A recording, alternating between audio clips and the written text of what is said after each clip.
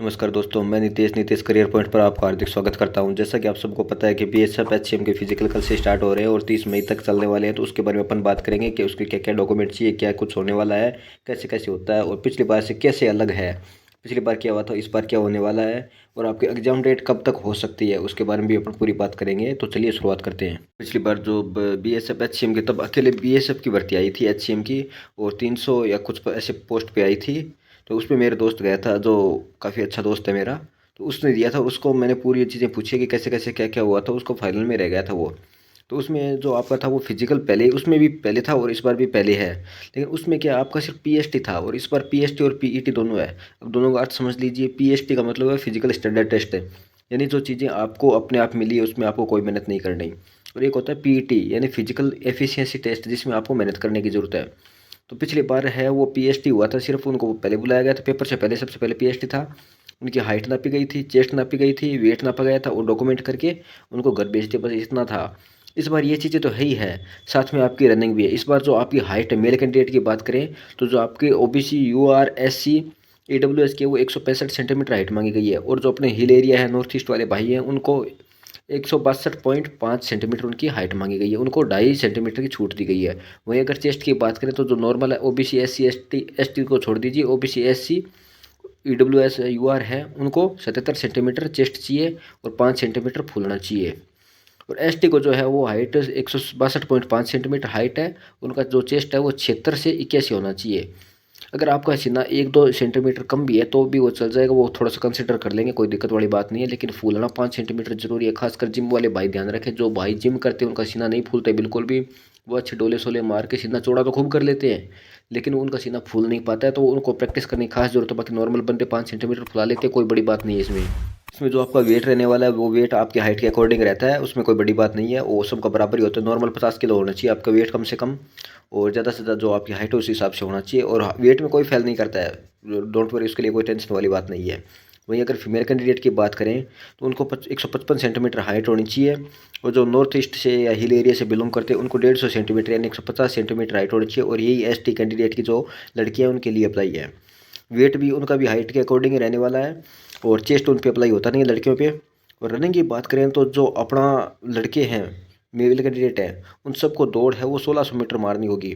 1600 metre 6.5 minute में, 6 minute 30 second में। वहीं अगर लड़कियों की बात करें तो 800 मीटर की दौड़ है वो 4 मिनट 45 सेकंड में उनको कंप्लीट करनी है। पिछली बार मेरे फ्रेंड का जो पीएसटी था वो जैसलमेर में हुआ था, काफ़ी लंबा टाइम लगा था उस भर्ती में भी, क्योंकि पीएचडी स्टार्ट होने में बहुत लंबा टाइम लगा दिया। पीएचडी के बाद तो उन्होंने फटाफट सारी प्रोसेस कर दी, लेकिन उसमें टाइम लगा दिया था। तो उनको सबसे पहले पीएचडी करवाया, और वो बता रहा था कि किसी को भी फेल नहीं किया, सिर्फ 2 बच्चों को फेल किया था। जो इतने भी जैसलमेर में लड़के आए थे उनमें सिर्फ 2 को फेल किया था, क्योंकि एक का तो चेस्ट फुल ही नहीं रहा था, मतलब नॉर्मल नापते नापन बिना फुलाए हुए भी, तो वो भी पूरा नहीं हो रहा था किसी भी हाल में, 10-10 सेंटीमीटर कम था। उसके बाद उसकी हाइट भी बहुत कम थी, और एक बंदे का ओवर वेट था बहुत ज़्यादा, मतलब ऐसे जैसे अपना चमड़ा लटक जाता है ना, तो उस टाइप से था। तो उसको निकाल दिया। बस 2 बंदों को फेल किया था, बाकी सबको कंसिडर कर रहे थे। 3-3 मौके दे रहे थे, 4-4 मौके दे रहे थे कि आप सीना फुलाओ थोड़ा सा, अगर कुछ भी हो सकता है। उनको बता रहे थे कि आप थोड़ा सा ऐसे खड़े हो जाओ, मतलब हर तरीके से वो लोग हेल्प कर रहे थे कि आपको जैसे तैसे करके पास कर दिया जाए। ठीक है, तो उस हिसाब से ज़रा था। वहीं अगर डॉक्यूमेंट की बात करें अपन, तो एक तो आपकी 10th की मार्कशीट लगेगी, दूसरी आपकी 12th की मार्कशीट लगेगी। अगर आपने ग्रेजुएशन किया है और फॉर्म में ग्रेजुएशन डाला है तो ग्रेजुएशन की भी मार्कशीट की कॉपी ले जाना है आपको, और ओरिजिनल भी ले जाना है। ये सारे कॉपी भी ले जानी है डॉक्यूमेंट्स की, ओरिजिनल भी ले जाने हैं आपको। अगर आपने कंप्यूटर में भी कोई सर्टिफिकेट है आपके पास, कोई डिप्लोमा किया है, जैसे ट्रिपल सी या टेली कुछ भी, मतलब टाइपिंग वगैरह का आपके पास सर्टिफिकेट है, तो वो आपको लेकर जाना होगा। उससे आपको ठीक है, मतलब फॉर्म में जो जो चीज़ें डाली है वो मिलनी चाहिए। एक होता है आपका मूल निवास। मूल निवास यानी कुछ जो लोग इसको डोमिसाइल सर्टिफिकेट बोलते हैं, यानी, और ये आपको लेके जाना होगा। अगली बात करते हैं आपको फ़ोटोज़। तो आपकी फ़ोटो कम से कम 6 से 7 फ़ोटो, 6 फ़ोटो तो लेके जानी होगी आपको, पासपोर्ट साइज़ रिसेंट फ़ोटो।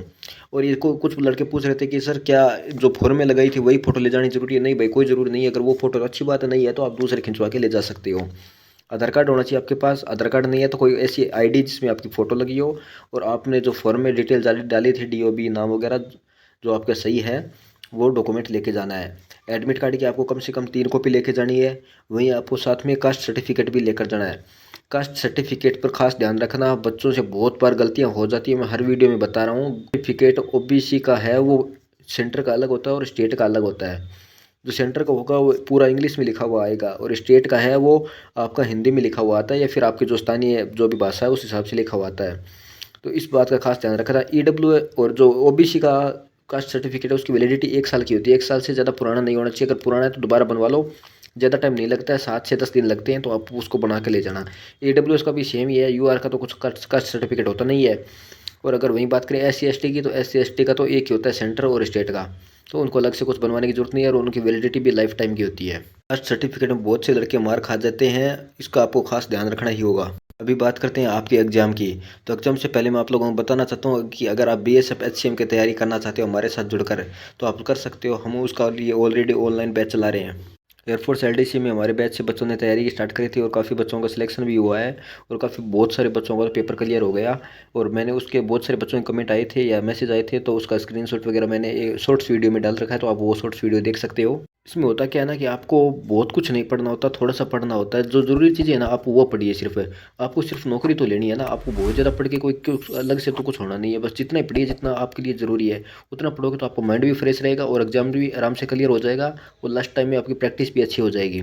तो हम लोग सिर्फ उतने पढ़ाते हैं जो एग्जाम के लिए ज़रूरी हो। और मेरा खुद का एक्सपीरियंस है, मैं बहुत सारी भर्तियों में मैंने पहले भी देखी है, और अभी भी मैं ऑन ड्यूटी भी अच्छी खासी देख रहा हूँ बच्चों में। पता है कि पेपर कैसे सेट करता है और पेपर के किस टाइप से बनता है। मुझे इस चीज़ का पूरा एक्सपीरियंस है। अगर आप हमारे बैच से तैयारी करते हो तो मैं आपको गारंटी देता हूँ कि आपको रिटर्न में कोई फेल नहीं कर सकता। शर्त ये है कि पढ़ाऊँगा आप लोगों को, तैयारी हम करवाएंगे, लेकिन पढ़ना आपको पड़ेगा। वैसे तैयारी करते हो तो हमारे बैच से बेस्ट तैयारी करवा देंगे हम, इस चीज़ की गारंटी है। बैच से रिलेटेड जानकारी के लिए आप मुझे इंस्टाग्राम पे मैसेज कर सकते हो। इंस्टाग्राम का जो लिंक है वो वीडियो के डिस्क्रिप्शन में है, और चैनल के अबाउट सेक्शन में भी आपको मिल जाएगा, या फिर आप इंस्टाग्राम पे सीधा ही नितेश करियर पॉइंट्स जो लिख सकते हो बीच में, तो उससे भी आ जाएगा। आपकी एग्जाम डेट की बात करते हैं तो आपको जो पता है कि 13 मार्च तक का टेंडर सबमिट करना था। तो 13 मार्च तो चली गई, लेकिन अभी तक टेंडर सबमिट नहीं हुआ है। ये डेट लगभग लगभग 1 महीना आगे चली गई। अभी 16 अप्रैल तक इसकी डेट डाल दी है एजेंसी ने कि 16 अप्रैल तक आप टेंडर सबमिट कर सकते हो, क्योंकि एजेंसी नहीं मिल पा रही है। और 30 मई तक आपको फिजिकल है, यानी कल से स्टार्ट होकर 30 मई तक है। तो अभी हाल में जिन बच्चों के फिजिकल है वो सिर्फ फिजिकल पर ध्यान दें। फिजिकल क्लियर होने के बाद वो रिटर्न की तैयारी करें।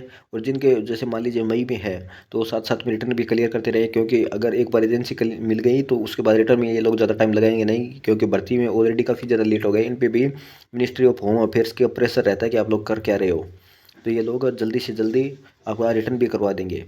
तो अगर टाइम आपके फिजिकल में, तो आप साथ में रिटर्न की भी तैयारी करते रहिए। ठीक बात है। अभी हाल फिलहाल की जो स्थिति है उस हिसाब से देखते हुए लग रहा है कि आपका एग्जाम है वो जुलाई की तक हो जाना है। जुलाई लास्ट, या आपका जो अगस्त है वो स्टार्टिंग में आपका एग्जाम हो जाएगा, क्योंकि एजेंसी कहीं ना कहीं तो एजेंसी मिल ही जाएगी। ऊपर से BSF पे प्रेशर है, FHSC जो अमित शाह है वो भी प्रेशर लगा रहे हैं कि आप लोग कर क्या रहे हो, जल्दी से जल्दी भर्ती कंप्लीट कराइए, क्योंकि फिर आगे चुनाव भी आएंगे, और रोजगार मेले वगैरह में आप उनको दिखाना भी तो होता है ना कि भाई इतनी सिलेक्शन दी है हमने, इस बार इतनी भर्तियाँ निकाली है। तो आप लोग समझ पा रहे होंगे। बस इतना सा है। Thank you so much.